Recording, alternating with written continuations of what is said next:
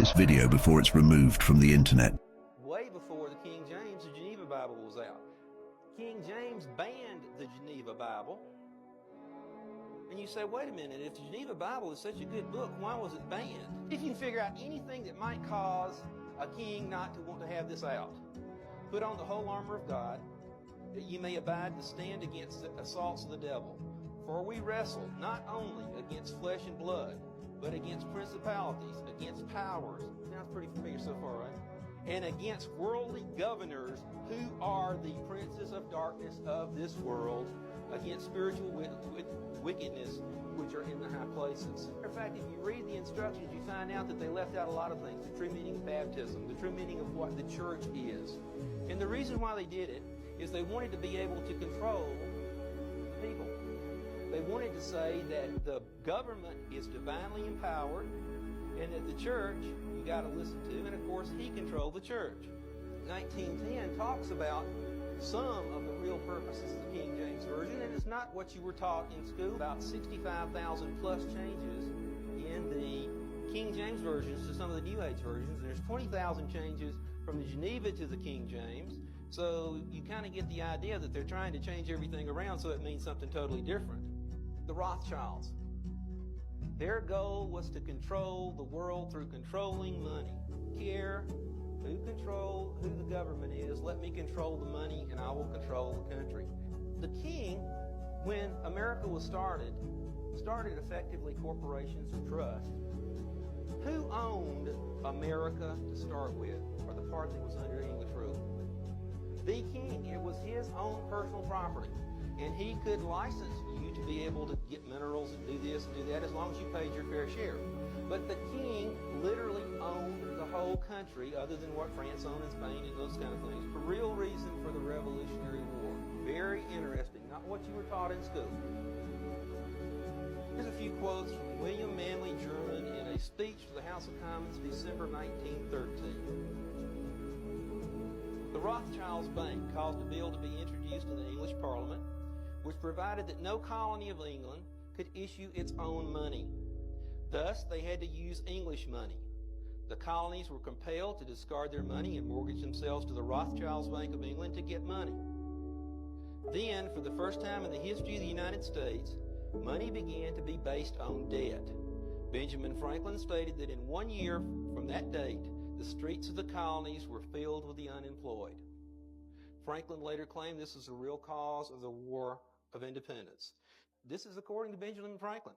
The colonies would gladly have borne the little tax on tea and other matters had it not been that England and the Rothschilds Bank took away from the colonies their money, which created unemployment, dissatisfaction, and debt. We heard this nasty rumor that we won the Revolutionary War. Ain't true. We did not win it. The last battle that was fought, Cornwallis surrendered the battle, not the war. Proof? About 1 year ago, this document, it's called the Definitive Treaty of Peace between Great Britain and the United States, signed at Paris, 3 September 1783. It had never been in this country before that. This is what really, really, really happened.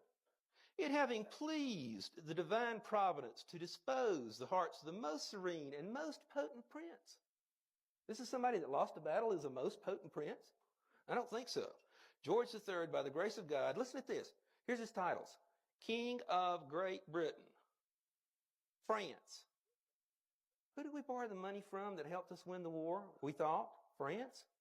Now we owe that money to the King of England? Interesting. Ireland, Arch-Treasurer and Prince Elector of the Holy Roman Empire. Treasurer of the Catholic Church. Signing out the parties of the treaty is this guy named John Adams, Esquire. Does anybody know where you go get an Esquire title? England. I don't think we gave them out. Benjamin Franklin, Esquire. John Jay, Esquire. These were all people who were titled nobility in England, who were negotiating this treaty. And do you know what the treaty really said? The treaty really said it's agreed that everything that England and the people of England and the king and whoever else owned and any obligations that existed before this treaty are still law. The king still owns it. The king still owed all the money. Nothing changed, except we could govern ourselves theoretically as long as we paid the rent. Where did that show up in the Constitution? This document actually required us to form a Constitution, so we did. And so, where did it show up in the Constitution? Here's a couple places. Section 10. States shall pass no law impairing the obligation of contracts. Oh, so we still owe the money, so the land's still the king's. That's right in the Constitution. Snuck that one by you. Or grant any title of nobility, which means the king is still the one that puts all the esquires. You read in the Constitution, it says the Constitution is the supreme law of the land. No, it doesn't. It says the Constitution and treaties are the supreme law of the land. The thing that people don't know is what treaties. And the answer to that one is in a law case called Hamilton versus Eaton, 1796. And guess what it said was the most supreme law of the land? The definitive treaty. There's a second constitution. Oh, guess what? You were not a part of it. Little court rulings like, oh, the Second Amendment doesn't apply to you. That's right. You know why? You're not a party to the contract, nor were any people parties to Black Kings. Here's a summary from blackhistory.com.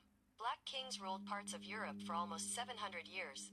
They were known for their influence in European culture, but not many people know that the Moors were actually Europeans of African descent.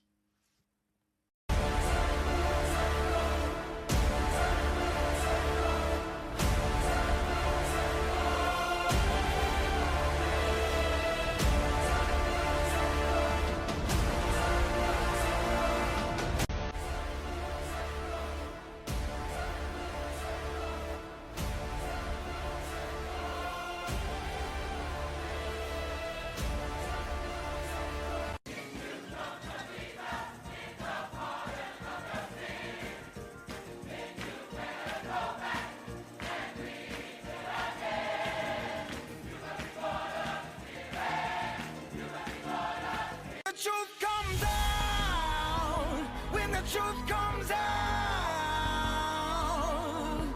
You can run, but you know it's ending. At the bottom of the grave, you're digging out. I pledge allegiance to the flag of the United States of America and to the republic for which it stands, one nation, under God, indivisible, with liberty and justice for all.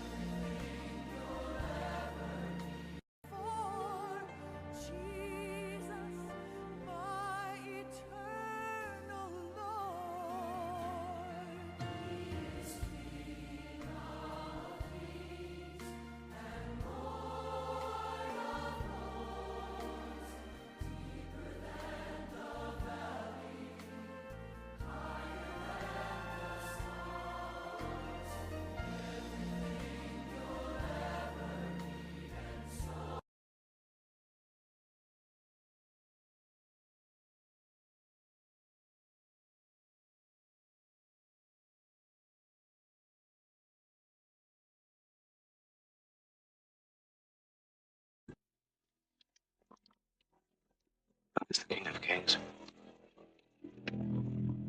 That's Christ.